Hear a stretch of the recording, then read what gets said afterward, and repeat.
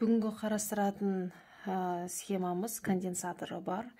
Өтпелі конденсаторы бар схемаға өтпелі үрдісті сараптау. Алдыңғы есепте біз катушкасы бар схеманы қарағанбыз, ол бізде қарапайым болған. Мына конденсаторы бар схема бізде күрделі, себебі бұнда екі контурдан тұрады. Есепті шығармас бұрын біз оның берілген мәндерін жазып аламыз, негізгі схемасын салып аламыз. Схемадағы кілттің күйіне қараймыз. Егер кілтіміз тұйықталған болатын болса, және ол белгілі бір кедергіге параллель жалғанып тұрса, онда кілттің тұйықталуы мына R3 кедергісін сұлбадан алып тастаумен тең болады екен. Яғни тоғымыз кілттің бойымен жүреді, мына кедергі осы кілт көмегімен қысқа тұйықталып қалады. Яғни коммутацияға дейін R3-ті біз қарастырмаймыз. Есептің берілген жаз болғаннан кейін нені анықтау керек екенін көрсетеміз. Бұнда өтпелі процесс кезіндегі конденсатордағы кернеудің өзгеру заңдылығы мен конденсатордағы тоқтың өзгеру заңдылығын жазу. Ең бірінші біз алмастыру сұлбасын саламыз. Коммутацияға дейінгі алмастыру сұлбасын салған кезде конденсаторды үзілген тармақпен алмастырамыз. Мұнда үзілген тармақтағы конденсатордың бар екенін көрсетеміз, яғни бір бөлінген ПЦ дейміз. Бұл бізде конденсатордың кедергісінің алмастыру сұлбасы немесе кедергісін осындай бір бөлінген ПЦ деп көрсетеміз. Негізі айнымалы тоқ тізбегінде конденсатордың кедергісі бір бөлінген омега-ц болған. Бұл жағдайда өтпелі процесте омеганы П деген оператормен алмастырамыз. Енді коммутацияға дейінгі схемамызды салып аламыз. Коммутацияға дейін бізде кілтіміз тұйықталғандықтан R3 болмайды. Сол себептен схемада біз R3-ті салмаймыз. Және конденсаторды осындай үзілген тармақпен көрсетеміз. Коммутацияға дейінгі схема бойынша біз бастапқы тәуелсіз шартты анықтаймыз. Бастапқы тәуелсіз шартқа конденсатордағы кернеуді анықтау. Яғни мұндағы 0- деген коммутацияға дейінгі уақыт дегенді білдіреді. Коммутацияға дейінгі схемада осындай конденсатордың кернеуін анықтау үшін біз ең бірінші схемада конденсатор қайда тұрғанын тауып аламыз. Қай тармақта тұрғанын, ол бізде мына тармақта тұр конденсаторымыз. Оған параллель тармақ бар ма іздейміз. Болған параллель тармағымыз бар. Осы параллель тармақта актив кедергі бар ма қараймыз. Параллель тармақта актив кедергі бар R2, яғни біз тойы курсынан білеміз, егер біздің элементтер өзара параллель жалғанған болса, олардың кернеулері өзара тең болады. Яғни R2-нің кернеуін тауып алсақ, оны конденсатордың кернеуіне теңестіре аламыз. Сонда бізде конденсатордың кернеуі UR2, яғни R2 резисторының кернеуіне тең болады екен. Енді UR2-ні Ом заңымен ашып жазатын болсақ, ол осы кедергінің бойында жүретін тоқты осы кедергі көбейту арқылы анықталады. R2 берілгенде бар, тоқтың мәні берілгенде жоқ. Сол себептен тоқтың мәнін жеке Ом заңымен тауып аламыз. Тізбектің бойымен неше тоқ жүретінін тауып алуымыз керек. Ол үшін кірістен бастап тоқтың жүру жолын анықтаймыз. Тоғымыз R1 кедергісі арқылы жүреді. Мына түйінге келген кезде ол бізде екі тармақ пайда болады. Бір тармақ үзілген, бір тармақта актив кедергі бар. Үзілген тармақтың бойымен тоқ жүрмейді дейміз. Барлық тоғымыз R2 арқылы кетеді.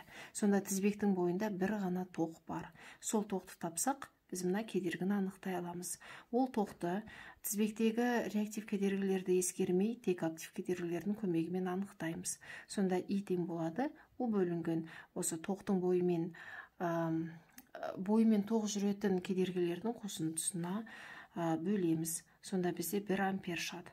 Осы шыққан мәнді кернеудің формуласына қойып, коммутацияға дейінгі конденсатордағы кернеудің мәнін анықтаймыз. Ол бізде 30 вольтқа тең болды. Енді мынандай жағдайлар болуы мүмкін. Егер мысалы конденсаторға параллель тармақ бар, бірақ онда актив кедергі жоқ болатын болса, онда конденсатордың кернеуін 0-ға теңестіреміз. Ал егер схемада тек қана бір контур болатын болса, мысалы мына тармағымыз жоқ болса, бір ғана контурдан тұрса, онда конденсатордың кернеуі кірістегі кернеуге тең болады. Келесі екінші этапқа көшеміз. Екінші біз коммутациядан кейінгі схеманы саламыз. Т0 плюс 0 плюс коммутациядан кейінгі уақыт. Коммутациядан кейін кілтіміз ашылады да R3 кедергісі пайда болады. Сонда бізде мынандай схемамызда бағанағымен салыстырғанда R3 артық кедергісі бар. Осы коммутациядан кейінгі схема арқылы біз установленный дейді, жаңағы қалыптасқан режимді табамыз. Конденсатордағы коммутациядан кейінгі қалыптасқан режимдегі кернеуді анықтаймыз. Дәл коммутацияға дейінгі басаттауыш шарт анықтаған сияқты анықтап аламыз. Яғни бірінші конденсатор тұрған тармақты тауып аламыз. Оған параллель тұрған тармақты анықтаймыз. Ол параллель тұрған тармақта актив кедергі бар ма анықтаймыз. Бұл жерде бізде екі актив кедергі бар. Яғни біздің конденсатордың кернеуі осы параллель тармақтағы барлық актив кедергілердің кернеулерінің қосындысына тең болады. Міне жазып аламыз.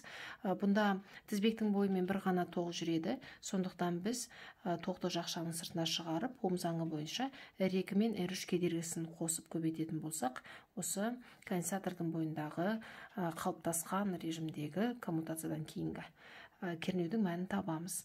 Осы жерде иді анықтау үшін біз тағы да тоқтың жүру жолын анықтаймыз. Ол кірістен басталады. Мына қорек көзінен R1 арқылы жүреді. Конденсатор тұрған тармақпен жүрмейді. R2, R3 арқылы жүреді. Сонда Ом заңы арқылы тоқты тапқанда осы үш кедергіні ескереміз. Содан кейін коммутациядан кейінгі кернеудің мәнін анықтап аламыз. Ол 40 вольт. Үшінші этап. Осы коммутациядан кейінгі Z от P, яғни сипаттық теңдеуді жазып аламыз. Сипаттық теңдеу дегеніміз коммутациядан кейінгі схеманың кірістегі кедергісі. Бұның құрамында барлық актив, реактив кедергілер ескеріледі.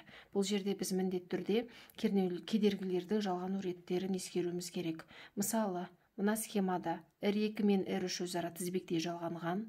Одан пайда болған кедергіміз конденсатормен параллель жалғанған. Міне ол жалғану ретін көрсетіп қойдым.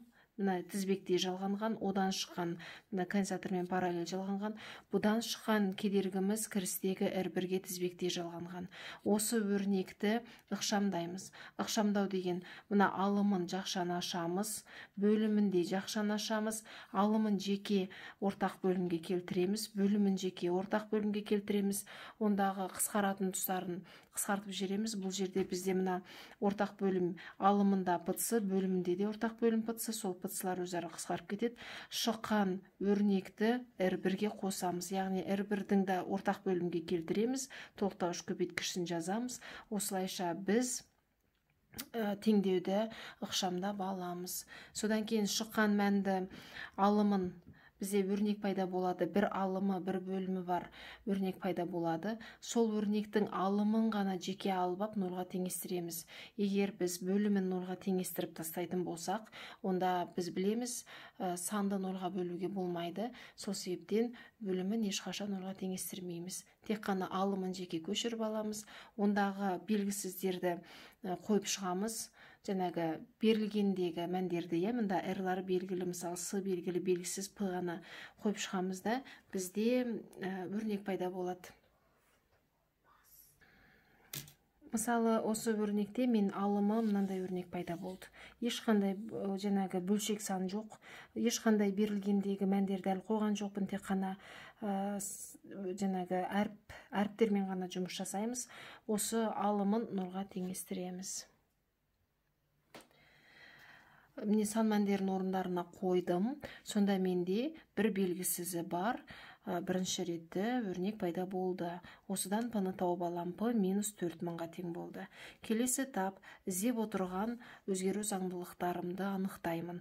Өзгеру заңдылығы УЦ атты. Оның формуласы екі құраушыдан тұрады. УЦУ қосылған УЦСV.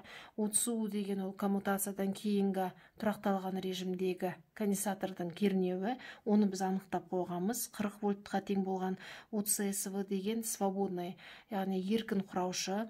Оның формуласы міне тұр АЕПТ. Осы жерден P-ны біз білеміз уже, минус 4000 аны білмейміз. Аны анықтау үшін бұл өрнекті қайтадан жазып аламын. Мына ОСВ-ның формуласын келтіремін, УЦУ-ға белгілі шаманы қоямын, уақытты нолға теңестіремін. Себебі мына аны табу үшін біз коммутация кезін қарастырамыз. Коммутация кезінде уақыт нолға тең болады.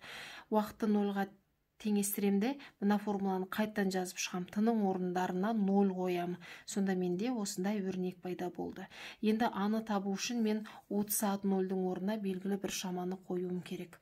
Ол үшін коммутацияның екінші заңын есімізге түсіреміз. Коммутацияның екінші заңында конденсатордағы кернеу, коммутация дейінгі конденсатордағы кернеу, коммутация кезіндегі конденсатордағы кернеуге тең, және коммутациядан кейінгі бастапқы моменттегі конденсатордың кернеуіне тең, және ол біртіндеп өзгереді.